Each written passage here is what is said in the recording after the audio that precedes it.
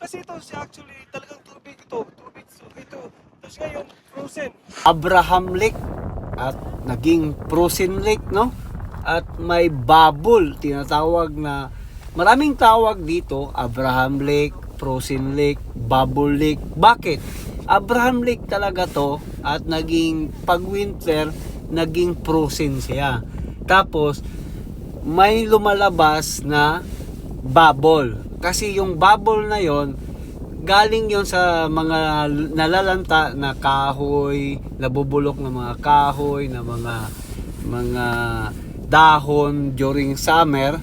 At ngayon naging ano na sa ilalim at nag-ano na siya, compost na siya og methane gas. Kaya ganito ang resulta at napakaganda at napakaswerte natin na natingnan natin at nasaksihan natin kung gaano kaganda ang beauty ng Alberta. Kaya excited tayo dito na matingnan at talagang naglalakad tayo sa lake na yan at nakapunta tayo sa gitna. Talagang nakakatakot guys, pero siyempre kailangan natin i-documento to kasi bihira lang tayo makalakad sa nagyiyelo, nagpo-frozen na tubig, no? Ito ay malaking lake to. Pag summer na makikita nyo, talagang malalim to. Pero ngayon, naapakan natin, nalalakaran lang natin. Napakaganda dito guys, puntahan nyo. Magandang puntahan to during January, first week of January to second week of February. Yan ang magandang araw, no? At before kayo magpunta dito, kailangan i-check nyo yung weather dito sa Alberta. Tapos pwede kayong mag-travel lang kayo from BC or kahit saan. Basta i-check nyo lang ang safety ng ano nyo, pagbiyahe nyo. At i-search nyo lang sa Google na Bubble Lake Viewpoint. Talagang ihatid kayo dito sa parking lot nila. Ayan, hindi lang natin na-videohan yung parking lot. Ayan, tingnan nyo ang ating video na to. Please, thumbs up naman kung nagagandahan kayo at i-share nyo para maraming makapunta at makakita sa ginawa ng Diyos na God, majestic creation of God. Kaya i-share nyo dito lang sa Alberta, Canada. Tara, sabay kaming panoorin itong video na to. Let's go!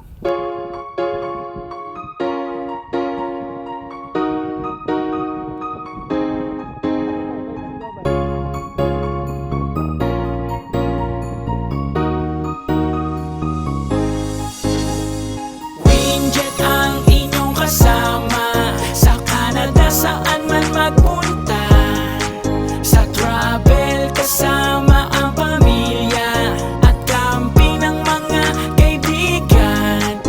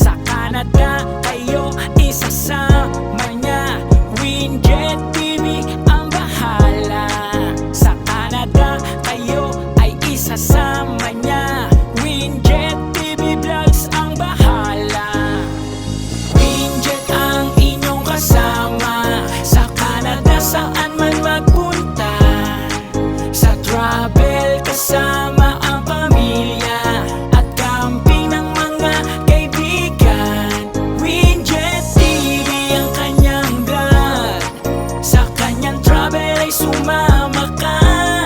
Winjet TV ay good vibes lang, at dapat lagi tayong masaya. Winjet ang inyong kasama, sa Canada saan man magpunta. Sa travel kasama ang pamilya, at camping ng mga kaibigan.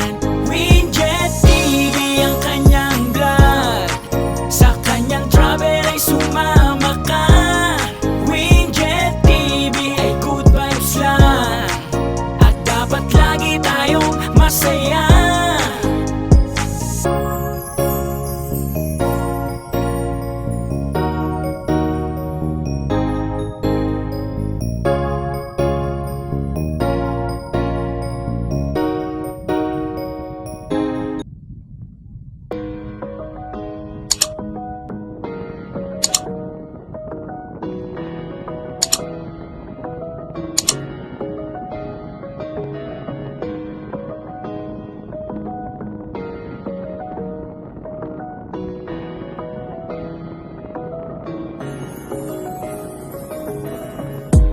Winjet TV laging kasama mo, tumutulong nang walang inaasahang kapalit. Pangarap mo, pangarap ko. Winjet TV, travel family charity. Winjet TV, tumutulong sa mahirap. Taong porsigido, nag-ibang bansa para magsumikap. Sa'yo po'y saludo, mapagmahal sa kanyang pamilya. Sa istorya niya makinig ka, halika, halika. Lumilibot sa iba't ibang bansa, memoryang masasabi mong mag-iiwan ng akda. Madaling malapitan sa oras ng kagipitan, lalo na sa unos. Tunay na kaibigan, di ka iiwang, kabaitan niya'y lubos. Vlogger na mabait, asa Diyos ay malapit. Walang ginawa sa kapwa upang makasakit, bagos pagbibigay ng pag-asa laging binabanggit. Yan ang iniidolo kong malupit, para sa akin na wala nang makakahigit. Tumutulong nang walang inaasahang kapalit, kaya sabay-sabay nating ibanggit. Mula sa Davao, Winjet TV, Winjet TV. Winjet TV laging kasama mo.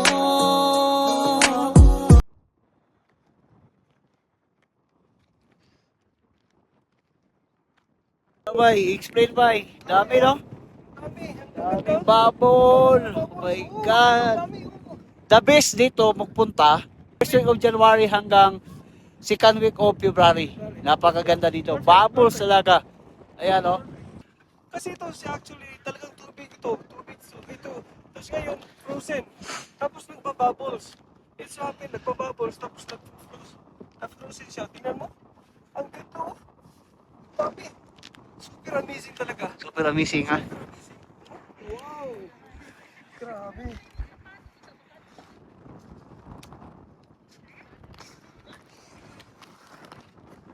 Tanaw bay. Oh, dito. Dami.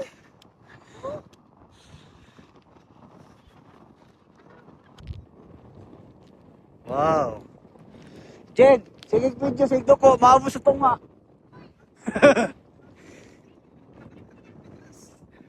Super amazing. Amazing.